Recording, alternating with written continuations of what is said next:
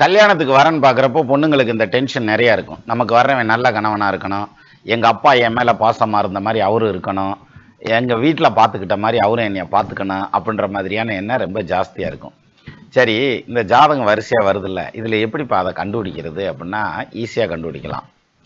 சுக்கிரன், அதாவது ஒரு ஆணுடைய ஜாதகத்தில் சுக்கிரன் குருவோட சேர்ந்திருந்தாலும், வக்கரமாகி இருந்தாலும், நீசமாகி இருந்தாலும், அதனால குடும்ப வாழ்க்கை உடனே பாய்ச்சிரும்னு சொல்ல முடியாது. அதெல்லாம் கிடையாது. அது 7ஆம் இடம் 2ஆம் இடம் அதெல்லாம் சார்ந்து தான் இருக்குது. இருந்தாலும் சுக்கிரன் ஒரு ஜாதகத்தில் நீசம், வக்கரம், பாவகிரக சேர்க்கை இப்படி ஏதாவது இருந்ததுன்னா அவர் வந்து மனைவி மேலே ரொம்ப பாசம் வச்சுருப்பார். மனைவிக்காக நிறைய விட்டு கொடுத்து போவார்.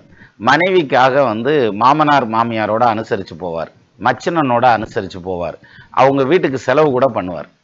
ஆனால் இந்த மனைவி எப்படி இருப்பாங்கன்னா, சும்மா ஏண்டா ஓட்டி என்னைய தொல்லை பண்ணுற, அவர் பாசத்தில் பண்ணுவார், அது ஏண்டா என்னைய போட்டு தொல்லை பண்ணுற அப்படின்ற மாதிரியான ஸ்டைலில் மனைவி இருப்பாங்கங்கிற மாதிரியான அமைப்பு.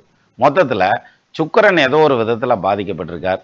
ஆனால் 2ஆம் இடமும் 7ஆம் இடமும் நல்லா இருக்குன்னா அந்த ஜாதகத்தை, ஆம்பளை பிள்ளை ஜாதகத்தை தைரியமாக கல்யாணத்துக்கு எடுங்க. பிரமாதமாக இருக்கும் வாழ்க்கை. மனைவி மேலே ரொம்ப பிரியமாக இருப்பார்.